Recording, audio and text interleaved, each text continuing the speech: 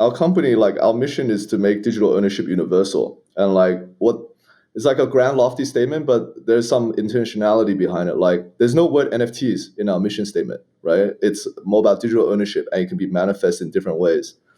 And the word universal, I think, is important because we're not a platform that just wants to serve like pro traders or like pros only. What we want is, I actually want to see a world where billions of people come on chain, come to Web3, and this is like the new internet.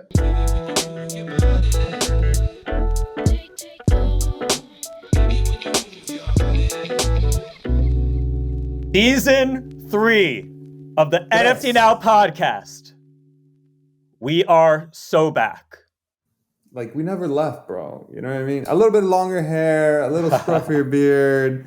But, so much has happened. So much has transpired since the launch. Since our last season, actually, we've launched the Now Network.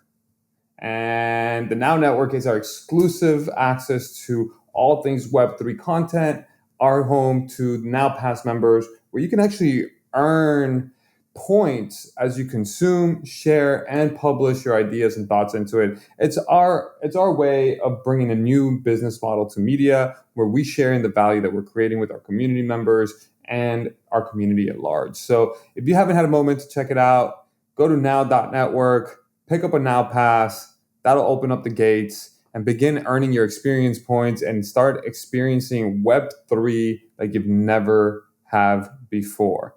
Telling you may actually get some points for listening to this podcast inside the Now Network. So go check it out. Who do we have on today, Matt? Who is this amazing opener, man? Talk to me. We got a strong one for the season debut. We have Jack Liu, co-founder, CEO of Magic Eden. Magic Eden is a multi-chain marketplace spanning Solana, Bitcoin, Ethereum, and Polygon, and has been championing creator royalties with partnerships with some of the leading projects in the space. What are you excited about for this conversation, Ale? Matt, I'm a founder's founder. You know what I mean? For my coaching element, for my coaching days, I really want to know what that journey of building Magic Eden has been like, man. Like, I'm just so interested into seeing companies who have navigated so much turmoil, so much pushback and downturns and FUD from the community and still rise, right? So I'm excited to hear from Jack exactly how they navigated this from 2021 to 22 to 23 to now. Likewise. And, it's been amazing. One of the things we'll touch on, I'm sure, is, just being able to take those calculated bets, like a lot of people wrote Ordinals off. A lot of people, didn't think Solana had legs. And look who's still standing and thriving. In 2024, as we're on the cusp of a new bull market. We're in a new bull market, let's be real. Yo, honestly, I'll be real, man. I didn't think Solana had legs at all, man. I didn't even think it had a body. I was wrong. I'm wrong, you know what I mean? But I know when I'm wrong, but I am not a Solana believer, but that's a different story for a different day, guys. Well, we'll get into all that and more in a great conversation. Without any further ado, Jack Liu. Jack Liu on the NFT Now podcast. So glad to have you, man. How you doing? Yeah, doing great. Thanks so much for having me, folks. Really, really looking forward to this. Man, I'm kind of upset with you, man. We should have had Jack on a long time ago, bro. We were sleeping. Let's acknowledge it. But we're here now, and it's a great time to be talking. You had a little launch earlier this week. Just a little marketplace. Supporting a small chain called Ethereum. Tell us a bit about that launch. How are you feeling? How's it going? Yeah, look, really, really excited, and yeah, thanks for having me on. Actually, I remember Matt. Like, I remember following you on Twitter because I always remember your punk PFP, and I was like, God damn, that's a fucking awesome punk PFP, right? I really It looks like me, right? It does. Especially when I get that handlebar, the handlebar. Oh my God! Yeah, don't solve it anymore, bro. He doesn't need any more ego, bro. It is inflating as we speak. No, look, super, super proud and super excited about this Ethereum launch. And to be honest, like I feel like the first 2 months of 2024, like we've had many, many launches, whether it's rewards program, our wallet, a bunch of things that we're doing with our Solana OGs around like Diamond Drop, and now like the marketplace on Ethereum that respects royalties, I feel like is really the capstone, right, around this whole series. And in that sense, two things. One is I really feel like this capstone launch around ETH is really kind of the end in terms of telling the world who Magic Eden really is. And that part is all about, hey, Magic Eden is the only like true like multi-ecosystem, multi-chain marketplace in a world where NFTs is already multi-chain, right? Where Ethereum is the kind of the genesis and cultural home of NFTs. We're very excited to launch there. But also now Bitcoin Ordinals is massive. Solana is also having a really amazing renaissance moment as well. And Magic Eden is now like on all of the chains where like the best NFT content and the best NFT creators are. And then secondly, couldn't be more proud to launch this Ethereum marketplace in respecting creator royalties and making a stand for creators in partnership with Yuga and a bunch of folks within our creator alliance. So yeah, very, very excited. And yeah, there was a lot of sweat that went behind the scenes into this. So I'm very, very excited to show the world our baby on this. Yeah. I'd love to take a step back before this launch of Ethereum, because you guys launched in 2021, in the midst of the early bull run. And, a lot of the community really fudded you guys at the beginning when you guys were starting, like, oh, who needs a Solana marketplace? Or, Solana NFTs are not even a real thing, right? Like, what is this going to happen? And then you guys were ahead of the curve and were one of the first, if not the first, marketplace to adopt Bitcoin Ordinals, and then moved things forward and then capitalized on that community and then moved things to Element to now being one of the more respected and more like defined marketplace that also has a technology component of your own wallet. But before we go into those aspects, let's talk about the hero's journey of this founding of this company, right? Because so many of us we always see the overnight successes, right? But what was it like to build in a market that was technically betting against you? Yeah, no, thank you. And yeah, too kind on hero's journey. I feel like we're just grinding and working it out as we go. Yeah, I can tell you a little bit about the genesis and the way here. Look, so we have 4 founders at Magic Eden. All 4 of us have actually known each other for a long time before Magic Eden. And actually, the kind of the intersection in all of our stories is we were all mostly like big tech guys, and we were, whether it was like consumer product management in big tech in Web2, or our technical co-founders came from like Uber, Facebook, or like engineering management, that kind of discipline. But we actually were all kind of like closet degens on the side, right? Like we were playing tokens 2017, 2018, like me and my co-founder Josh, and we were like yield farming AVAX, like in 2018, that kind of thing. Yeah, we're very, very into crypto, and we're very we're like true believers in the power of Web3. But our story was, every time we actually wanted to do something full time in crypto, we didn't feel like we had an edge because, we came from consumer internet, and it all seemed like for the longest time, crypto was really about like finance, right? It seemed like people who came from finance backgrounds, trading backgrounds, who can build exchanges, build DeFi, build trading shops, they like found outside success. And we didn't feel like we had that edge to do, to make a dent in here. Then, as you say, 2021, what we saw like Ethereum NFTs pop off. Like this is people selling stuff for 69 mil, like Bored Apes, like going crazy. And we said, hey, you know what? This feels like the consumer moment of crypto. Because now we're not talking about like consensus algorithm A or like, staking module B. This is now about culture, art, parties, gaming. This is stuff like the everyday person on the street can understand, right? And that's when we got excited. We said, hey, maybe we could actually do something here. And then we chose Solana because one, it was more of a white space. Ethereum was very competitive. And number 2, like, coming from more like consumer internet background, we thought, hey, maybe a new chain that could enable really fast throughput that could, allow us to build some really crisp and nice experiences and really show the world like the boundaries of what like a crypto dApp could really be, something that looks more like what we'd experience as like, consumer apps at scale. But having said all of that, I the other day I put up like my seed round investment deck from like 2021 I was showing something to the team. And yeah, we always wanted to do multi-chain and bet on creators because our underlying thesis has always been NFTs is like content. It's a little like Netflix. It's like Netflix and an exchange built in one, where there is a trading and an exchange aspect, but really you want good content that's interesting to people to pull people in, right? And that is why we also want to support creators. And in that sense, we wanted to do multi-chain from day one because, hey, like the best creators, they can go on any chain, they can be in any ecosystem, and they should be like no boundaries after a while. And then we always wanted to like start from Solana, then expand to different ecosystems with very vibrant NFT creators and NFT content. That's really awesome. I want to ask you a question. Was there ever a moment in your journey or with your co-founders that you're like, yo, what the fuck are we doing? Like, we should just like hang the coat and just like go back to Facebook, go back to Meta, whatever, right? Was there Go back ever to a yield moment? farming. You know, like, was there ever a low moment in this whole journey? Yeah, so the yield farming did not work out. By the way, I put on my dude, I pulled up my AVAX wallet a few like a while back. I was like, wait, I only have this much AVAX? I thought I had way more. Like, the yield farming did not work out.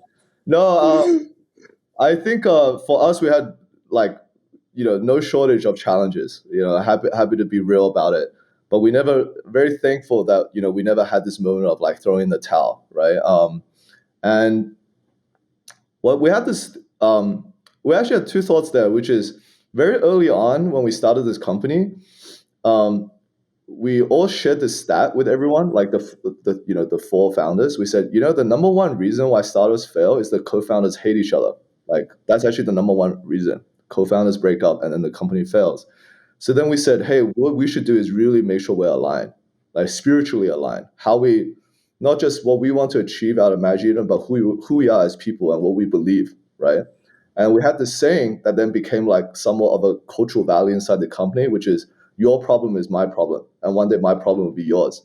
And this like deep sense of like almost like brotherhood and camaraderie to say, yo, we got each other's backs, and when shit gets really tough, we'll still have each other's backs. And when things got really, really tough, we always like brought that moment up, right? So we definitely had no shortage of lows in our journey, but like that spirit really like really brought us together and helped us pull through. And yeah, man, like as you mentioned, like with like 3 months into Magic Eden, we launched like what we had this like launch pad that like rugged the whole Solana industry called Balloonsville. Like had to like deeply apologize to the community, like course correct a lot of things. Later on, we had our own issues with we actually had a lot of like scaling challenges in 2023. We grew from effectively like 4 people to 100 people in 12 months, and then we faced a lot of like internal execution problems. So we had to like be very honest to ourselves about why we're in this place, why we couldn't execute as well as before. But all of that stuff aside, I think that sense of like your problem is my problem, that really like held us through, right, and helped us pull through. Yeah. I really like that. And, Jack, obviously having 4 co-founders and making the strategic decisions that you made, because if you think about it, like we kind of touched on, people knew Magic Eden as the Solana marketplace, right? And you were extremely early with Ordinals, really carved out a line, like a lane there when a lot of people weren't taking it seriously. And now obviously expanding into Ethereum, the strategic moves you've made. I'm curious, like, how did you achieve internal alignment on some of those big decisions? Because those are decisions that look really smart in hindsight, everything, in hindsight, but I know were risky at the time. Yeah. Yeah, it's a really good question. I try not to go on my soapbox for too long because I feel like we can talk for hours about this kind of stuff. So I think there's a few things, which is number one, we have this saying inside Magic Eden called mission versus opportunity. And mission versus opportunity means like how much do you prioritize like your core long-term like baked plans versus how much do you think about opportunity. And we always had this thought inside the company of like we should be like 70% mission, 30% opportunity. And that is very that philosophy is, I think, is kind of different to like, let's say, a Web2 startup. Like for example, if you're like a Web2 SaaS startup. You might want to be like 99% mission, right? Because you got your plan, you got to like build a sales team, like go penetrate this market. But I think fundamentally crypto, NFTs, Web3, it's changing so fast that it's like every layer of the market and the stack is changing. Like the protocol is changing, the chain is changing, the market structure is changing, the user expectations changing, the wallets are changing. So you have to accommodate for like sudden unpredictable changes and be able to like capture that. So that philosophy, like I think, helped us be open-minded to things like ordinals. And then the second thing is that we always had this thought in the company of like, we need to have good intuition about what the market is doing in crypto. But how do you have intuition? You can only have intuition if you have the right people. So we actually hire a lot of people from the community, and we specifically like test for this kind of stuff in the recruiting process. And I'll give you the ordinal story, which is I heard about ordinals through like one of our partners in France. So like I had this call. He was like, "Hey, you should like watch out for this ordinals thing." And at that time, it was like less than 6,000 inscriptions on the Bitcoin blockchain. I'm like kicking myself for like not buying one of the inscriptions, like a Bitcoin rock or something. And then I started telling my co-founders, going, "Hey, this ordinals thing's popping off. We should look into it." And I said, "Oh, I heard on the grapevine that it's so early that people are trading on Google spreadsheets. Like that's what's happening. It's like wild." And then it so happened that we looked into our internal company Slack. There was already a secret group of like 10, 15 people who were trading ordinals. And I looked into who that group was. It was like our general counsel and our head of security. I was like, what the what are you guys doing here? I was like, yo, you guys have day jobs. What are you even doing here, man? And then, then we started talking to people. We started talking to, like my general counsel was educating me on like ordinals.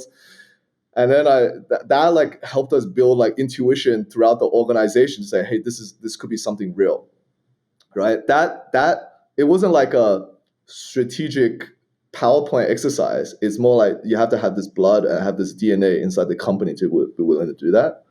And then the last thing, like I'll just wrap it up real quick, is we also believe in like betting deep, like doing something properly. So when we said, hey, should we do something like ordinals? Initially someone said, oh, maybe we should just build a gallery, just to like something light, like MVP. Maybe this whole ordinals thing will die. But we actually sat down, like me and my co-founder sat down and said, you know what, we should build a marketplace, because no one believes that you can build a marketplace on Bitcoin, but that's actually exactly the problem that's worth solving for, because that's like the high value, hard thing, right? And if you bet early and we make it, then you can unlock a lot more value. So yeah, those three things, like mission opportunity, having like intuition inside the company, like hiring people who really love NFTs, like this kind of thing. And then like betting deep, right? Rather than trying to do something lightweight, right? That's really interesting, man. I love that going deep, and I love the missions, how you put like mission versus opportunity. There comes a lot of philosophy. Where do you get these types of philosophies? Because a lot of founders don't have these mantras or these ethos. Like, where does it come from? Dude, from making mistakes, man. Dude, definitely, for sure. Like real talk, man. Like mission versus opportunity. There was a time. I'm very real about it. I'm like very real about it to our own company as well. Like when Magic Eden, we were very small. When we were 20 people, yeah, I was paranoid that we were gonna die like every day. So when you're like that paranoid, you become very reactive. And we did a lot of like copy paste kind of stuff. Like, oh, someone like is doing this. Let's like actually do that, right? But that's actually overweighing towards opportunity. You have to have a good sense of mission, right? Of like what you're trying to do. Our sense of mission is we want to focus on like, more like casual users, keep the experience simple, because I think over the long term, that's actually what crypto needs. Crypto is like too complicated. We believe in like cross-chain, like no boundaries in communities, because we believe in getting the best NFT creators and content on the platform. That's our mission. But initially, when we were paranoid, we overweight towards opportunity. And then, yeah, the product was bad, like at a certain point. That's actually talk about FUD, like in the community. That was actually a lot of the reasons for the FUD, right? Because we were just doing shit at low quality that was reactive. But you can't overcorrect to mission, because if you overcorrect to mission, you miss some stuff to it, because you have to you cannot have like true tunnel vision. You have to be willing to be curious and understand what's in the ecosystem, right? And then now we're like finally having made mistakes on both sides, then we can like figure out like what's the true path, right? Yeah. Speaking of the true path, you guys have some incredible numbers, man. Like, you guys are one of the only marketplaces that have their own wallets. So I'd love to touch on that. I know we've discussed this off camera, but you guys have over 200,000 users on the wallet with 30,000 active on daily active users. And you guys have done some tremendous freaking volume across the board. I'm looking at Dune right now, and like February has been your all-time high in the last 12 months, you know? So like, what do you garner this to, right? It's like slow and steady wins the race, for example. But like, why incorporate your own wallet? Why not just stick to a marketplace? And what do you attribute the new volume to? Yeah, it's a great question. I think maybe like backing up 1 second, like our company, like our mission is to make digital ownership universal, and like what it's like a grand lofty statement, but there's some intentionality behind it. Like there's no word NFTs in our mission statement, right? It's more about digital ownership, and it can be manifest in different ways. And the word universal, I think, is important because we're not a platform that just wants to serve like pro traders or like pros only. What we want is, I actually want to see a world where billions of people come on chain, come to Web3, and this is like the new internet, right? There's new forms of commerce, new forms of finance, new forms of culture. That is our vision. Then to actually like live up to that vision, manifest that vision, then it comes to the question of like why wallet, why all this stuff. I realized that in 23 we realized that like, okay, we want to be on more different chains because each chain have different creators, right? But without Magic Eden's wallet, you have to download 3 wallets to use Magic Eden. You have to use like Phantom on Sol, MetaMask on ETH, and then like Xverse, these amazing wallets on Bitcoin. But that we cannot force our users to do that. That's not going to make it. That's NGMI, right? Like over the long term, and maybe over 5 years, 10 years, Magic Eden will onboard 20 more chains. But we cannot ask our users to download 20 wallets. Like that's just not going to cut it. And there's no way that millions and billions of people is going to come on chain if that's the world that they live in. So that's when we realized what we actually need is we actually need our own wallet to be the stepping stone, right? And this wallet will have multi-chain connect, so you connect to all of our chains at the same time, so you don't have to like switch around, like disconnect, connect, all of that. And it should allow you to onboard into different chains easily. So our wallet allows you to swap Solana to Bitcoin, Bitcoin to ETH in a non-custodial way. We spend a lot of time working with some partners on that. And then over the long term, when we onboard 10 more chains, chain A, chain B, chain C, chain D, the marketplace and the wallet can work in the same way. And I think as this bull market like comes back, as new users come in and they want to explore NFTs and new content again, now they have like a one-stop like stepping stone experience into all of that. And yeah, like February was a good month for us, right? I think like all of that like hard work and grinding and all of this is paying off, right? Yeah. And, Jack, I would love to dive into what I think has become one of the most like significant issues of our time in the NFT space and Web3, where you really have have like kind of staked out a stance that's quite different from a lot of other marketplaces. And obviously with the rise of Blur, bringing creator royalties down to zero, OpenSea kind of bending over backwards to try and and accommodate that new reality, much to the chagrin of creators. You've staked out a very different position. You have said that creator royalties matter, that you want to enforce them, and you've actually employed the strategy of going to the leading projects, the Yuga Labs of the world, the Pudgy Penguins of the world, and beyond, to actually create these marketplaces in partnership with them. Tell us a little bit about why creator royalties are so important to you, and also your strategy for understanding the market landscape and opening up that lane for Magic Eden. Yeah, happy to. This issue like near and dear to our hearts, so like more than happy to talk about it. I should say like one thing up front, which is actually I have a huge amount of respect for all of the participants, like all the players in the NFT industry. We're still really early, right? This is like DeFi 2019 kind of thing. Like it's all really, really early, and it's okay for people to have different strategy and have different worldviews. It's okay. I also think that like taking fungible tokens as an example, there'll be like different segments and different niches, and people explore different things. That's totally okay. For us, our worldview is like this, which is NFTs is a technology, it's a tool, right? But you need the visionaries and the creators to use the tool to make something great, and that pulls the users in. And today, like the amount of creators that's in Web3, I would still think is really low. There is still like hundreds of millions and people who can be potentially onboarded into this and can use this technology in a way that like truly can make digital ownership universal, right? Like really show this new internet.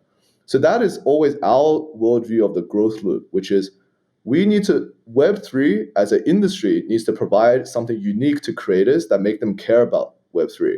And then they have to get something here that they uniquely cannot get in Web2. And that's where they come here. And then with their vision and their innovation, they bring users, right? In Web2, there is royalties, but Web2, you have to be Rihanna or like Jay-Z and have like, 10 lawyers to get that kind of stuff. But in Web3, this is by default, like the industry norm. This is a technology norm that you get this, and you get this out of the box self-service. So that is our worldview, and that's our worldview of how this ecosystem grow and can make this 1,000x, 10,000x bigger than what it is. Then separately, then why do we feel so much conviction to bet on it, right? Like when everyone else is doing something different. Well, there's two. One is like the philosophy thing, right, about our worldview. And number two is like, I think just real life practical experience, because Magic Eden on Solana, like we had to go through our own fog of war with royalties. Like we had, Solana had the same problem as ETH, like royalties was not protected at the technology level. It affected, everyone went to optional royalties, including Magic Eden. But our view has always been that we should build technology that protects royalties in a robust way, and then we will bring it back. And on Solana, we did do that. We partnered with Metaplex to build to push out this new protocol called PNFT, and it protects royalties. And now royalties is the industry standard on Solana, right? So to me, like, not only do I deeply believe it in a worldview perspective, but I've seen the practical like experience. Then for like EVM, I think the only gap is it's waiting for a company, it's waiting for a leader to have conviction and like bet on this, because the tech already works. The tech, Solana already shows that the tech works. Solana already shows that the market wants it. Yeah, it's product market fit. The only thing that's missing in ETH is for someone to like bet and put their name behind this tech and really push it, right? And like I think we're glad to be those people, and we're proud to be those people in this case. That's really incredible. What's that thing that like your tech team is very, because you guys rapid prototype some incredible things, like, right? Like Bitcoin marketplace, boom. I think it was a matter of like a week or two from like I remember doing Discord trades and like and trusting someone. I remember crossing my fingers. This was like, when was this? It was like on a Tuesday, random ass Tuesday night. I was speaking with Benny Redbeard, and he's like, bro, like, this is the Discord to join. Everybody's doing OTC, and I just remember I just said like 0.2 a Bitcoin, right? And my wife's like, "What are you doing? What are you doing sending that?" But then in a matter of days, if I don't remember, it was like 2-3 weeks. You guys stood up the Bitcoin marketplace, right? And what I've noticed from you guys in the market, Jack, is like you guys have a very agile DNA, and you have an incredible team, by the way. Like, shout out to Tiffany, shout out to everybody, because they come and communicate with us of what's coming up next, right? So we gotta get that privilege to see things before the market does in some way or another, under embargo, of course, and things of that capacity. But I'm just so impressed by your team's ability to rapid prototype things. How does that get infused into a DNA? Because as founders here, founder, like, I similarly went through that element of like, we're growing too fast. Oh my God, we're going to fucking die. Holy shit. Like, what is this? What do you mean a social media post has 2-3 people approved, bro? It's like, just get it out. You know what I mean? How do you instill that ethos of rapid prototyping, agiling, or as everyone in the tech community knows it, how do you instill fuck it, ship it into a scalable organization like you guys have? Dude, with like definitely not there, man. The So market disagrees, by the way. The market disagrees. Your uh, speed to market is pretty intentional. It's Everything's pretty relative, impressive. right? Everything's yeah, yeah. relative. Yeah. No, well, that's very kind, man. Like, really, yeah, it's very, very kind. I think, um, yeah. So, uh, number one, I think, number one, I think, so okay. So I think the short end of the answer is it's the same. We learn from our mistakes, and we have to. Man, I really think Magic Eden, we fucking have to make mistakes on both sides before we finally learn. Like we have to make every mistake first, and then we finally get there. Except maybe it just we make mistakes faster than everyone else, and then we like finally hit on the thing. I legit think that, man. I don't think there's real special sauce. I think there was a time when Magic Eden moved really really fast, like even faster than now, right? And then there was a period where Magic Eden was very slow, very very slow. And not only was slow, the quality of the product sometimes we shipped was not good. It didn't hit the bullseye, right? And then we had to do a lot of work to like then find the true path. Some things like just being really really tangible. Some things that we learn is number one. I think it starts with the founders. Like this value of like moving fast.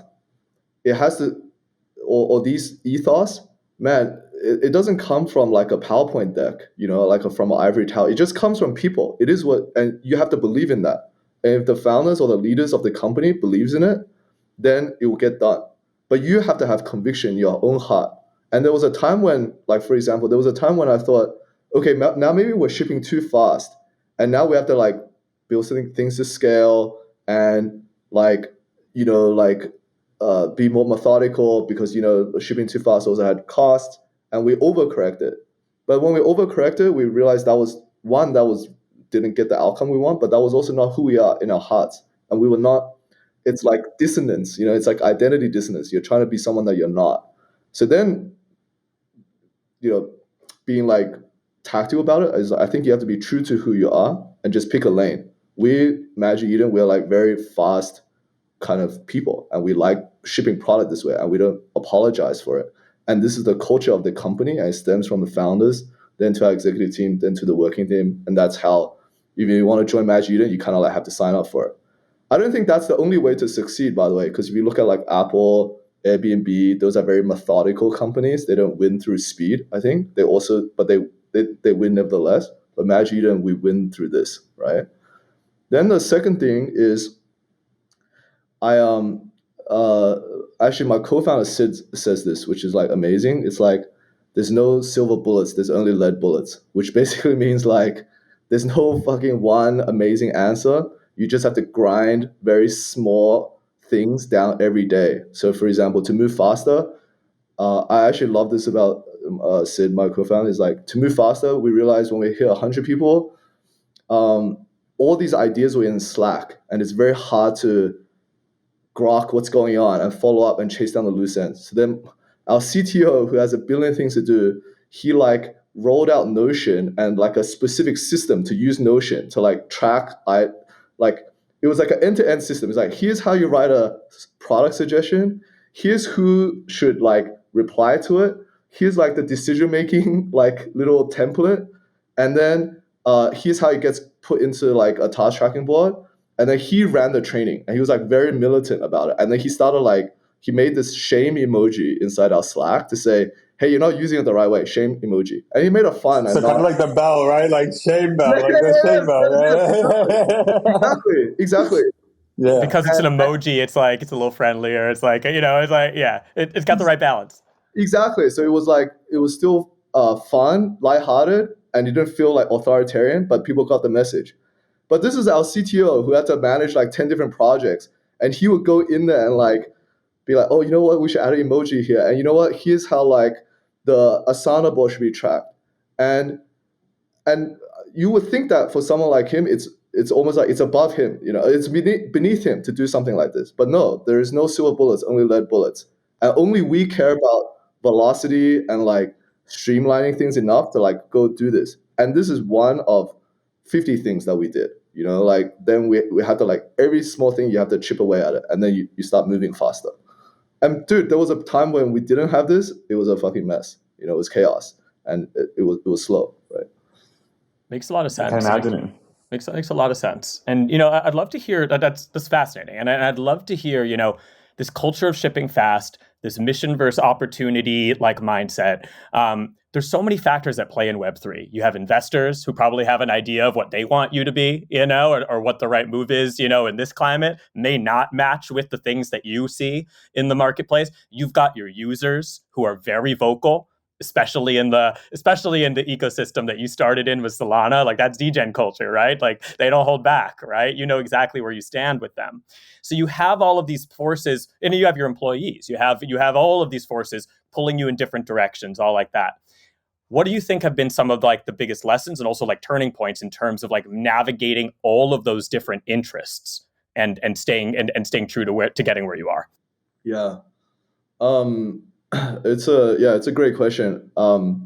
Look, I think the biggest lessons are a lot of the stuff that we honestly just talked about, because all of that stuff came from lessons. We didn't know that from day one. We had to like make a lot of mistakes to then distill that. And we do put in effort to distill it. I didn't come up with mission versus opportunity on the fly. It's because we had like a problem to solve, which is like, okay, how do we communicate this philosophy to the whole company so that we all, work the same way and think the same way? And then we had to like really think about it. I think a couple of other things, right? Just the things that I think is really important. To answer this question of like, yeah, so many different people pulling you around. Like, how do you actually like really focus on doing something?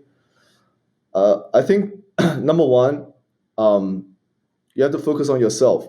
That's the most important thing, right? And we actually got this advice from like Fred Ursum, like really early on, because Paradigm's one of our investors, amazing guys, and Fred came to talk to our company, and he gave us this advice that, hey, like, don't focus on competitors, focus on yourself. Early on, I didn't internalize that, right? I didn't really understand it because I was in this paranoid mode. But yeah, like 2.5 years into building Magic Eden, that was like actually so right. That was really right. Because when you focus on yourself, your own mission and your own strat, and have conviction in it, everything else starts falling into place, because you don't get this franticness. You become more quiet. You can think more long term, more strategically.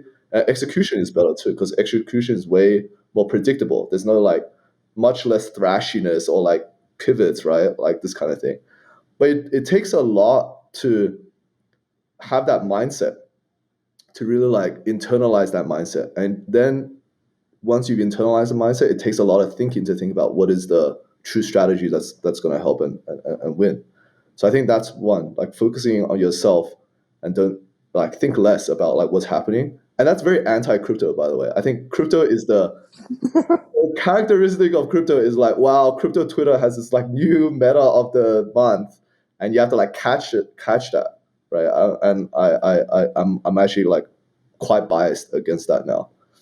And then the second thing is, relatedly, once you think about yourself and you outline your long-term view, like your long-term mission and strat, man, that then puts you on the front foot. Because to answer your question, Matt, of like the community says X, the investor says Y, and your employees says Z. Man, the solution to that is the leaders of the company who run the company, you have to get on the front foot and you communicate what your worldview is. And then it's like, this is what we believe and this is what we're willing to bet on, and you can roll with us. And if you roll with us, you're very welcome. If you don't want to roll with us, that's okay. It's cool. Like, it's like free market, right? But like being focused on yourself, that proactively outlining your long-term vision and being on the front foot, that then sets the framework and sets the anchoring to say, this is who Magic Eden is. This is what we believe in. And if you believe in what we're doing, whether you're our community, you're our investors, our team or potential team in the future, then like sign up. And if you don't want to sign up, it's cool. That's also fine, right? It took me a long time to like really figure that part out, right? Sounds like you've been integrating it really well, man. And it looks like transparent conversation is very important for you as well, because like everything you keep saying, it's all about really vulnerable and very honest, right? Like very few founders in the space would come up on here and talk about these moments so openly, right? I resonate with you about focusing on yourself. It took me probably two failed companies. I have two failures under my belt, and I remember watching the Olympics. Michael Phelps was doing, I think, was going to go up for the world record breaking, like most medals or whatever. And there was a second place guy who was beating him by a nanosecond. And I'll send you this picture later, but like literally there was a single moment that was, I think, like two 1,000ths of a second, right? Like you time it, but they captured it on photo, and the competitor was looking at Michael Phelps, and you could see that they were there. Michael Phelps is just highly focused on, just like, you could just see Michael focus, but the competitor is facing him to the side, and I think it was the butterfly. So you didn't even need to, like, right? You could just stay, like, right? And this photo just got ingrained in me, like you know what I mean? Like, it's that microsecond when you take a look, and you're absolutely right, man. As much as I love our community, our industry, it's also unsustainably on FOMO, right? Like, it's the next thing, the Solana, the shitcoin, the Pepe, the with hat, right? Without the hat, with the shirt, without the shirt, right? Like, it's on Twitter, it's on Farcaster, it's on Blue Sky, right? Like, it's like all these different things. And it's so incredibly powerful to hear another founder who's just like, yo, pay attention to your intuition, right? Pay attention to the things that you believe in. And not this, like, I'm sorry to say this, but there's so many founders in our community that are full of bullshit, where they're like, oh, we're the signal, well, like, and it's just so hard to find true founders who have fundamentals, right? And so, like, just hearing this from you, Jack, I know this is our first time meeting, is just like, it's just such a sound of fresh air, where it's not talking points, right? It's not your PR, your press team telling you hit this note, hit that note. And we appreciate that level of honesty and candor, because there's somebody out there listening that may be starting a next company and may be influencing it. But speaking of degenning, because I know we spoke on it, Mr. Farmer over here, let's talk about your wallet. Like, who are you collecting right now? Who's an artist? What's a community? Like, give us the alpha. Oh yeah, man, totally. All right, not financial advice. I'm a pure collector, by the way. Dude, I'm also like the exit liquidity inside the company, because people are always like, their stuff, and then I'm always the last guy to buy, and it's actually pretty bad. Yeah, I'm kind of definitely in the doghouse with the family and stuff. Dude, so like a couple of things. We have a really really strong partnership with Yuga. So I've got a few apes, and I've been actually thinking of. It's really funny. I've been thinking of getting a punk to, like, as a gift for my wife, and I started talking about it like a while back when in Hong Kong at A-Fest, and it's like the ultimate mid curve. At that time I was like, oh man, 40 ETH. This is like pretty hefty.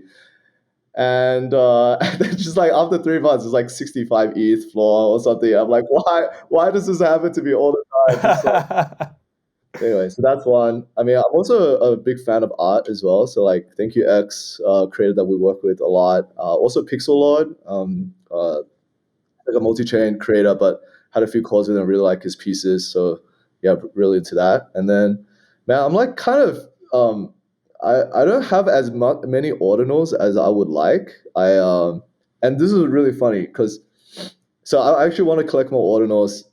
There's a lot of like really cool, interesting stuff happening there. Yeah, people always like told me about node monkeys or like quantum cats, these kind of things. Ninjas, yeah, we love the ninjas, bro. Puppets. It's like I can't make the same mistake again. Like if I buy it now, it's top signal kind of thing. But I think that the ordinal story was really funny because at some point I felt pretty ashamed of myself that I didn't have more ordinals coming from like one of the biggest Bitcoin marketplaces. And I was using our own product going, wow, this is like really hard to onboard into Bitcoin. Like it's tough. And and I would consider myself a very advanced NFT user, and I'm intimidated to go into ordinals. Like, what's with this different address? why is ordinals not called NFTs, right? Like, how do I even buy Bitcoin? I kind of forgot, right? Because I haven't been bought Bitcoin for so long.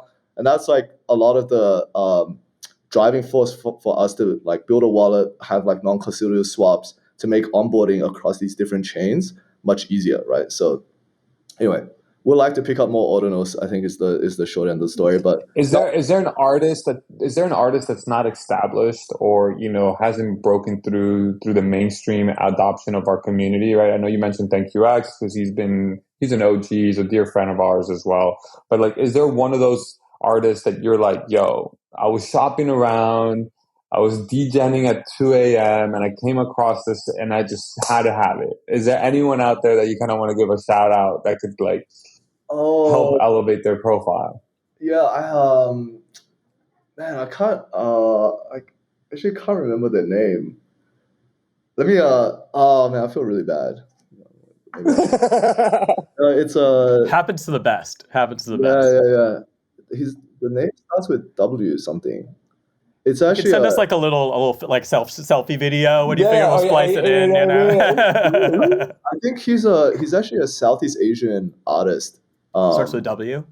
Starting with W, yeah. And I actually found him on. I think I found him on Drip but he's like a digital artist. I just like describe his art. Give me the visual. I'm a visual learner. I can't do justice, to it. If I'm saying something like this, I want to be like precise. All good. I think the best way you can pay homage to him, you can just be like, give him a tweet shout out. Be like, hey, I was just on the NFT Now podcast, forgot who you were. Drew a blank. Want to give a huge shout out to blank blank blank. Like. We can pay it forward that way. And then we'll put the tweet here. We'll like superimpose it on at the time. Well, I know we're coming up on time, so we have this cool segment, Jack. Matt, you want to tell them about what this segment's all about? Yeah, 100%. So we have a rapid fire. Oh yeah, we have a rapid fire segment, bullish or bearish. So kind of your hot takes, bullish or bearish on a various topics, and you can give us a little explanation as to why and all that. So why don't we kick it off? Bullish or bearish Avalanche? Bullish. Yeah, bullish. I've been hearing a lot about great things they're doing with gaming and all of this kind of stuff. So yeah, I think bullish, yeah. 100K BTC by the end of the year. Oh, bullish, for sure. I thought we were going to hit 60K like H2. It's right. all-time high yesterday or something, right? So it's, yeah, definitely very bullish. Yeah. I'm so bullish that it hurts. Like that's how bullish. Yeah. I know the feeling. I love it. I know the feeling. Gotta ask it. Bullish or bearish? OpenSea. That's a spicy one. Low sazon. I'm not going to answer that question because, look, I mean, the whole thing that we've been talking about is focusing on yourself, right? That was the key worldview of ours. And at the same time, I have a lot of respect for all founders in the game. I actually think that, if we sit down, have dinner, we'll probably share a lot of like war stories about stupid shit that happens in the space. So everyone's trying their best and the stories never finish, right? So it's all good. Bullish or bearish, digital art transcending into the physical world? Bullish. Yeah, very bullish. I gotta ask, is there anything you're bearish about? Dude, I can't be more bullish about anything. Like, think about it. Like, no, actually, that's a great question. The US dollar. Everyone's bearish on that. Well, Jack, one thing that might be interesting, actually, like what is like a big issue you see in the space? Like, what is something that's just like that you think is really fucked up about the space right now that needs to change? Okay, so I think that I have two things. How about this? Right, since I was being coy about some of the other questions. You're being diplomatic. It's all right. I actually think more of this space should focus on simplicity. And I think there's a really great saying. I think it came from like Mark Twain, like a really esteemed author. It's like it takes longer to write a shorter letter, right? And I fundamentally think crypto is already complicated. All these different chains are complicated. Like even NFTs is complicated. All these different standards are complicated. Like all of this, right? And Bitcoin, it took 20 years. It took like 15 years for it to get to become where it is now. But the narrative became a lot simpler, and the interaction model became a lot simpler. Right now, you can buy it through ETF. For us as an industry in crypto, for many things, whether it's NFTs, DeFi, all of this, we should make it simpler. But the meme is always you kind of want to catch the new latest deep tech innovation, like liquid restaking or something like that, right? But actually, like to me, that's actually there is value for a certain segment of like builders and folks to focus on that. That's cool. That's actually okay.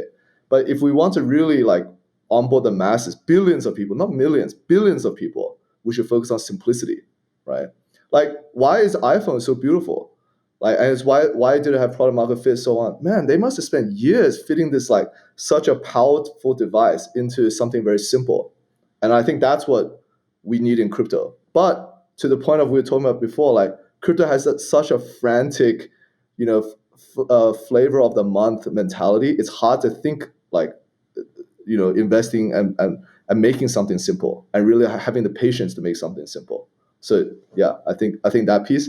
And then I think the second piece would be relatedly, most people in crypto today are basically like early adopters. They are like, in the 1980s, that we're like the nerds who bought the first like computer PC, and we like were wiring stuff together in the garage. That's who we are, right? So the things that we want are actually not a lot of the things that the mainstream really want. And I think something that's kind of screwed up about the space is we over rotate towards the loudest voices on X, or like the loudest influencer or the loudest thought leader, because that's the stuff that we care about. But actually the really hard to find problem and hard to solve problem is the shit that like the mainstream folks really care about, right? And we should like put more mind share there, and we should talk about more about that. And we as a space, we should celebrate that more. Because if we celebrate it more, then more people will solve those problems. But instead, in the space, we celebrate like the latest complex deep tech thing, and I think that's that's actually imbalanced, and I think we wish we did more of that, like in the industry, on the other side. That was one. What was your second one, right? You said you had two. He said. Oh, okay. That was the two. I was trying to get another one out there. Yeah, it was too good. It was too good. I just wanted more. I wanted more. Man, there's so much alpha in this conversation. But Jack, thank you so much for joining us. I can't wait to re-listen to this, man. There's so much gold here. Thank you so much for joining us, and really appreciate your time. I know you're traveling in East Denver as we speak. Matt, any other final words? No, I think this has been just a really great conversation. Jack, thank you for being so candid, for being so real. And, as we said before, we're now media. Since day one, it's all been about empowering creators. So we're definitely aligned with what you're doing with the creator royalties and really championing that space. And so look forward to continuing to have great conversations in the future. Awesome. Thank you so much. It's been a pleasure. Wow. Well, that season debut did not disappoint. A lot to unpack there. Ollie, what stood out for you?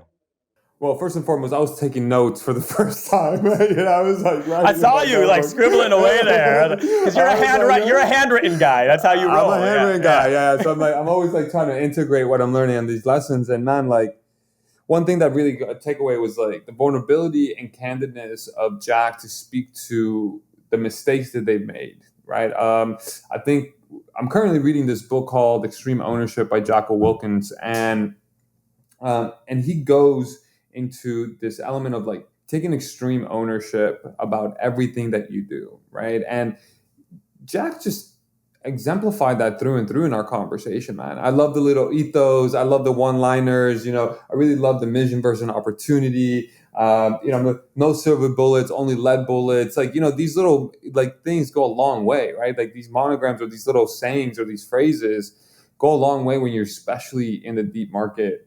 But the one takeaway that I really loved for me that stood out is like focus on yourself. In our industry, so it's so combated with so much noise, so much this, here, the Twitter, the Instagram, the Farcaster, the group chats, the Telegram, the WhatsApp, the this, the that, the shitcoin, the meme coin, whatever it is. There's so much to be true to be said that there's something commendable around founders who have strong conviction and stick to it, right? We saw that with the creative royalties. We saw that with the Ordinals. And that's a leader I can get behind. Yeah, absolutely. What do you think, man?